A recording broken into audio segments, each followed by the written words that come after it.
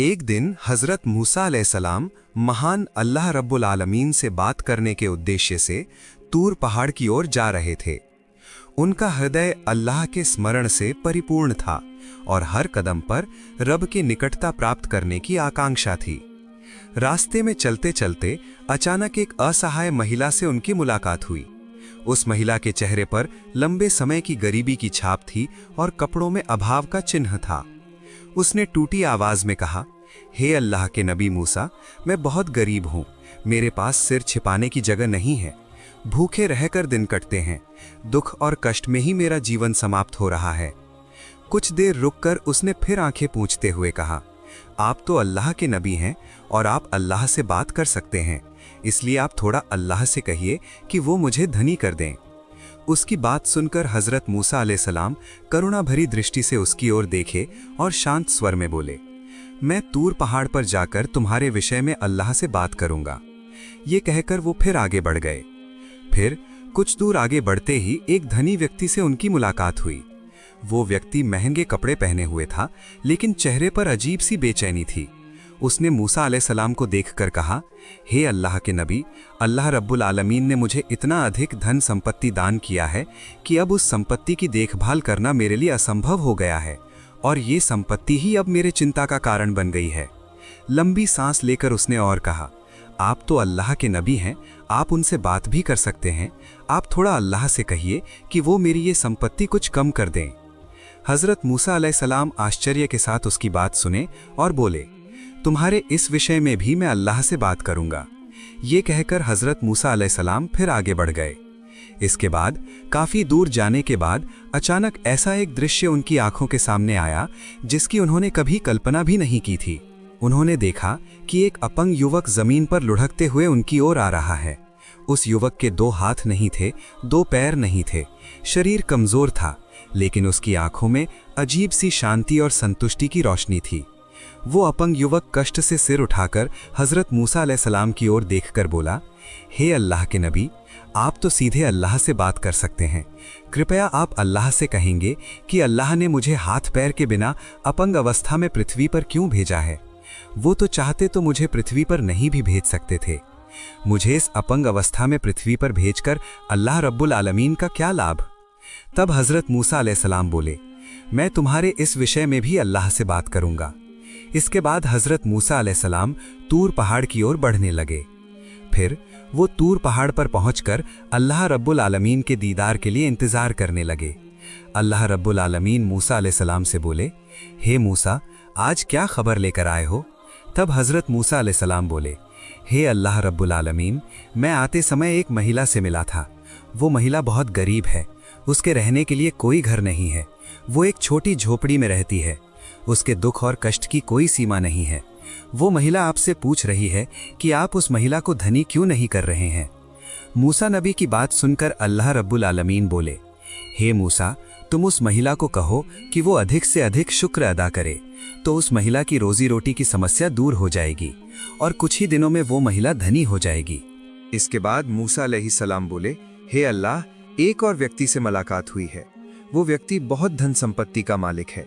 आपने उसे इतनी धन संपत्ति दी है कि वो अपनी धन संपत्ति संभाल नहीं पा रहा है, इसलिए उसने आपसे कहा है कि आप उसकी कुछ संपत्ति कम कर दें। तब अल्लाह रब्बुल आलमीन बोले, हे मूसा, तुम उस धनी व्यक्ति को जाकर कहो कि वो हमेशा अल्लाह का शुक्र अदा करे। उस धनी व्यक्ति का एक विशेष अमल है, वो जितनी भी कठिन परिस्थितियों में क्यों न हो, वो हमेशा मेरे प्रति संतुष्ट रहता है और वो हमेशा मेरा शुक्र अदा करता है। वो मेरे प्रति संतुष्टि व्यक्त करता है और अल्हम्दुलिल्लाह पढ़ता है। केवल अल्हम्दुलिल्लाह की बरकत से मैंने उसे बहुत संपत्ति का मालिक बनाया है। तुम उसे कहो कि अगर वो संपत्ति कम करना चाहता है तो आज से अल्हम्दुलिल्लाह पढ़ना बंद कर दे। इसके बाद हज़रत मूसा अलैहिस्सलाम बोले, हे अल्लाह रब्बुल आलमीन, आज तूर पहाड़ पर आते समय मेरी एक और व्यक्ति से मुलाकात हुई थी। वो भी आपसे कुछ जानना चाहता है। आपने उस व्यक्ति को पृथ्वी पर भेजा है, लेकिन उसे 2 हाथ नहीं दिए, उसे 2 पैर भी नहीं दिए। वो अपंग व्यक्ति बहुत असहाय जीवन जीता है। उस अपंग व्यक्ति ने आपसे पूछा है कि उसे इस दुनिया में भेजकर आपको क्या लाभ हुआ है। तब अल्लाह रब्बुल आलमीन ने कहा, हे मूसा, मैं उस अपंग व्यक्ति के द्वारा जहन्नम के छिद्र बंद करूंगा। अल्लाह रब्बुल आलमीन की बात सुनकर मूसा अलैहिस्सलाम कुछ हैरान हुए और बोले, हे अल्लाह, जिस व्यक्ति को आपने दुनिया में हाथ नहीं दिए, पैर नहीं दिए, अपंग बनाकर भेजा है और फिर मृत्यु के बाद उसके द्वारा जहन्नम के छिद्र बंद करेंगे, उसके लिए इतनी क्रूरता क्यों? तब अल्लाह रब्बुल आलमीन ने कहा, हे मूसा, मैंने उसे केवल इसलिए बनाया है कि मैं उसके द्वारा जहन्नम के छिद्र बंद करूंगा। इसके बाद मूसा अलैहिस्सलाम अल्लाह रब्बुल आलमीन से बातचीत समाप्त करके तूर पहाड़ से उतरकर घर की ओर जाने लगे। फिर सबसे पहले मूसा अलैहिस्सलाम की मुलाकात उस अपंग व्यक्ति से हुई। अपंग व्यक्ति बहुत उत्सुक होकर मूसा अलैहिस्सलाम से बोला, हे अल्लाह के नबी, अल्लाह रब्बुल आलमीन ने मेरे बारे में क्या कहा है? तब हज़रत मूसा अलैहिस्सलाम ने कहा, अल्लाह ने तुम्हारे बारे में जो कहा है वो सुनकर शायद तुम सह नहीं पाओगे। अपंग व्यक्ति बोला, हे अल्लाह के नबी, आप बताइए ना, अल्लाह ने मेरे बारे में क्या कहा है और मुझे क्यों अपंग अवस्था में दुनिया में भेजा है? तब हज़रत मूसा अलैहिस्सलाम ने कहा, अल्लाह ने तुम्हें अपंग रूप में दुनिया में इसलिए भेजा है ताकि तुम्हारे द्वारा अल्लाह रब्बुल आलमीन जहन्नम के छिद्र बंद करेंगे। मूसा नबी के मुंह से ऐसी बात सुनकर उसी क्षण उस अपंग व्यक्ति ने कहा, अल्हम्दुलिल्लाह। हज़रत मूसा अलैहिस्सलाम अब कुछ क्रोधित हुए और क्रोधित होकर उस अपंग व्यक्ति से बोले, अल्लाह तुम्हारे द्वारा जन्नत के छिद्र बंद नहीं करेंगे, अल्लाह तुम्हारे द्वारा जहन्नम के छिद्र बंद करेंगे। तब वो अपंग व्यक्ति फिर बोला, अल्हम्दुलिल्लाह। हज़रत मूसा अलैहिस्सलाम अब आश्चर्यचकित होकर बोले, क्या तुम पागल हो? अल्लाह ने तुम्हें हाथ पैर के बिना अपंग रूप में दुनिया में भेजा है, मृत्यु के बाद फिर तुम्हारे द्वारा जहन्नम के छिद्र बंद करेंगे, फिर भी तुम अल्लाह का शुक्रिया अदा कर रहे हो? तब वो अपंग व्यक्ति बोला, हे अल्लाह के नबी, मैं इतने दिनों से जानता था कि अल्लाह ने मुझे व्यर्थ बनाया है, मैं किसी काम का नहीं था, मुझे खुद से घृणा होती थी, लेकिन आज मुझे पता चला कि अल्लाह रब्बुल आलमीन मेरे द्वारा कम से कम जहन्नम के छिद्र बंद करेंगे।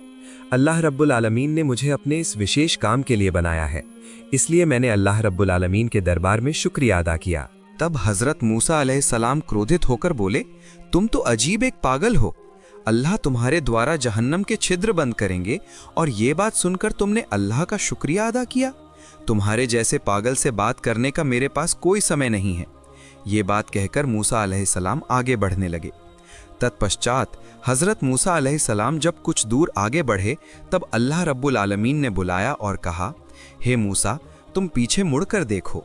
मूसा नबी जब पीछे मुड़े तब उन्होंने एक आश्चर्यजनक और अलौकिक दृश्य देखा। उन्होंने देखा कि वो अपंग व्यक्ति एक सुंदर युवक में परिवर्तित हो गया है। कुछ देर पहले जिसके हाथ नहीं थे, जिसके पैर नहीं थे, वो अब पूरी तरह स्वस्थ इंसान में परिवर्तित हो गया है।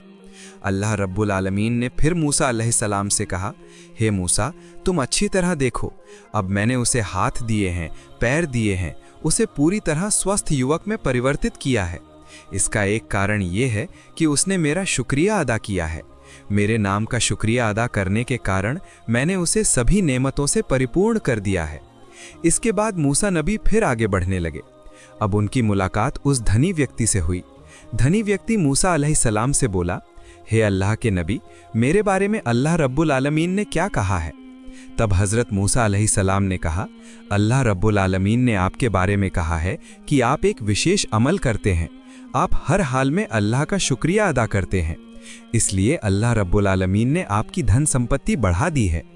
आज से आप अल्लाह का शुक्रिया अदा नहीं करेंगे, हर हाल में आप अल्लाह की नाशुक्री करेंगे तो अल्लाह रब्बुल आलमीन आपकी संपत्ति कम कर देंगे। वो धनी व्यक्ति बोला, हे अल्लाह के नबी, ये कैसे संभव है? मैं एक दिन भी अल्लाह का शुक्रिया अदा किए बिना नहीं रह सकता। मैं जैसा भी रहूं, जिस भी हाल में रहूं, मैं हर हाल में अल्लाह का शुक्र अदा करता हूं। मैं कभी भी अल्लाह का शुक्र अदा करने से खुद को नहीं रोकूंगा। इसके बाद मूसा अलैहिस्सलाम उस अमीर व्यक्ति से विदा लेकर आगे बढ़ने लगे। इस बार हज़रत मूसा अलैहिस्सलाम की मुलाकात उस गरीब महिला से हुई।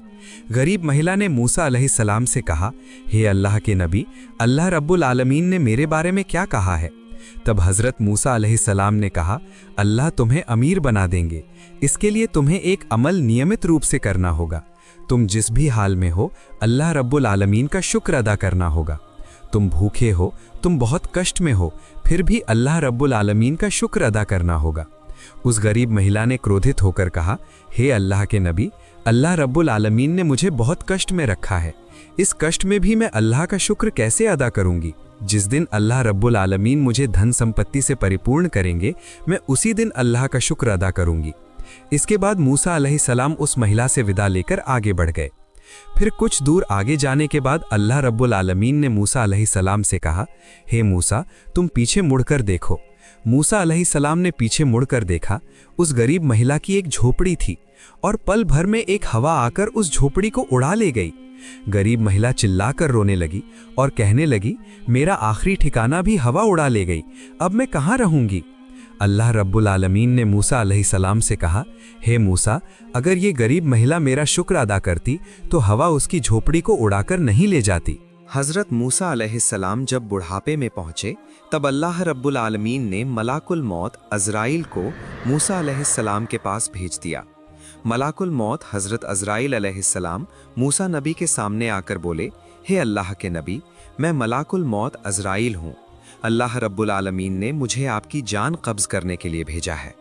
तब मूसा अलैहिस्सलाम ने कहा, हे अज़राइल, तुम किस दिशा से मेरे अंदर प्रवेश करके मेरी जान कब्ज़ करोगे?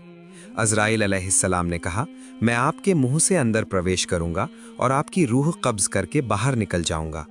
तब हज़रत मूसा अलैहिस्सलाम ने कहा, इस मुंह से मैंने सीधे अल्लाह से बात की है, इसलिए मैं किसी भी कीमत पर अपने इस मुंह से तुम्हें अंदर प्रवेश नहीं करने दूंगा।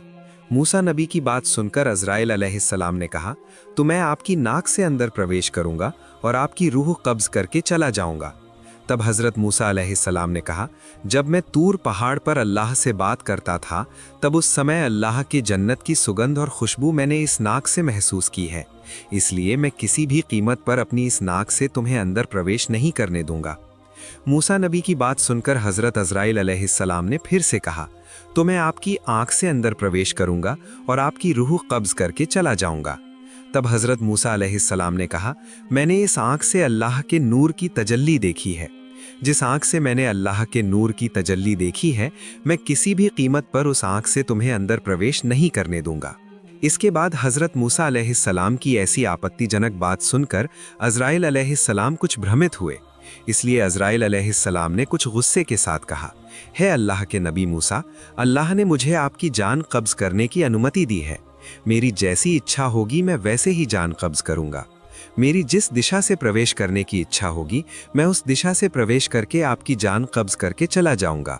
अज़राइल की ऐसी बात सुनकर मूसा अलैहिस्सलाम बहुत गुस्सा हो गए और गुस्से में अज़राइल को बहुत ज़ोर से एक थप्पड़ मारा। मूसा अलैहिस्सलाम ने अज़राइल को इतनी ज़ोर से थप्पड़ मारा था कि तुरंत अज़राइल की एक आंख ज़मीन पर गिर गई। फिर हज़रत अज़राइल अलैहिस्सलाम ने एक पल भी देर नहीं की, वो आंख हाथ में लेकर अल्लाह रब्बुल आलमीन के अर्श के नीचे चले गए और अल्लाह रब्बुल आलमीन से कहा, हे अल्लाह रब्बुल आलमीन, आपने मुझे ऐसे व्यक्ति की रूह कब्ज़ करने के लिए भेजा है जो व्यक्ति बहुत गुस्सैल है। मैं उसके मुंह से अंदर प्रवेश करना चाहता था।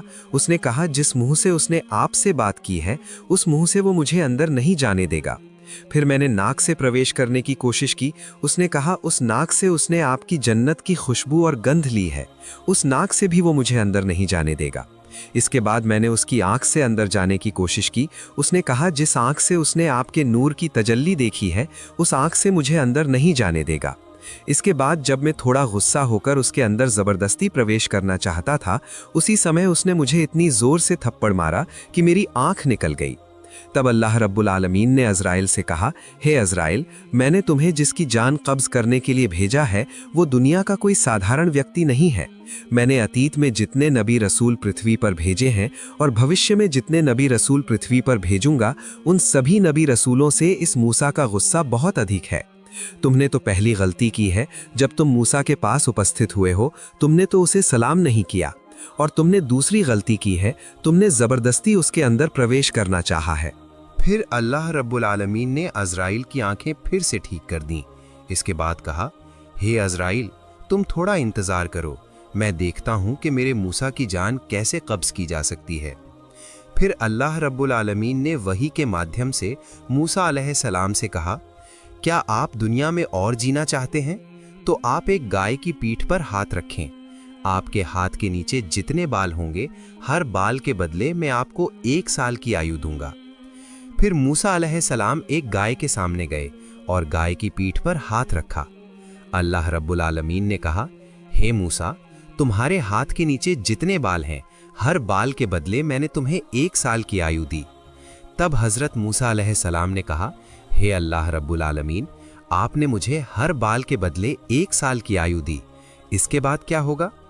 अल्लाह रब्बुल आलमीन ने तब कहा, इसके बाद जब तुम्हारी आयु समाप्त हो जाएगी तब तुम्हें मरना होगा। हज़रत मूसा अलैहिस्सलाम ने कहा, हे अल्लाह, तो इस आयु की मुझे कोई आवश्यकता नहीं है।